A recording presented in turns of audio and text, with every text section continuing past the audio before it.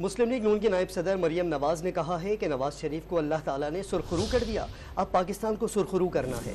نون league کے مرکزی رہنما حمزہ شہباز نے کہا کہ نواز شریف ہی پاکستان اور عوام کے دکھوں کا علاج ہے۔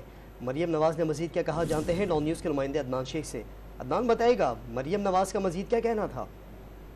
جی بالکل، مسلم لیگ نون کے مرکزی سیکریٹریٹ ماڈل ٹاؤن میں ایک اہم اجلاس ہوا ہے جس کی صدارت مریم نواز نے کی ہے، اور اس اجلاس میں حمزہ شہباز بھی شریک ہو، اور اس موقع پر جو ہے مختلف ونگز نے اپنی کارکردگی کے حوالے سے رپورٹ پیش کی، اور اس موقع پر مریم نواز کا یہ کہنا تھا کہ نواز شریف کے بغض میں عوام کو سزا دی گئی، اور امید ہے آج سے عدل کے ایوانوں میں انصاف کی واپسی ہوگی، جبکہ دعا ہے کہ ترازو کے پلڑے سب کے لیے برابر ہوں گے۔ ان کا مزید کہنا تھا کہ امید ہے کہ نواز شریف اور ان کے مظلوم ساتھیوں کو پروجیکٹ کے لیے جو نا انصافیاں ہیں اس سے نجات ملے گی، اور نواز شریف دشمنی کی سوچ اصل میں پاکستان دشمنی اور عوام دشمنی کی سوچ ہے۔ ان کا مزید کہنا تھا کہ ملک کو انتقام، ٹکراؤ اور افراتفری سے نجات دلانا ہوگی، اور صوبہ سندھ سمیت پنجاب کے کونے کونے میں ترقی کا سفر دوبارہ لے کر جائیں گے۔ جی عدنان، بہت شکریہ آپ کا۔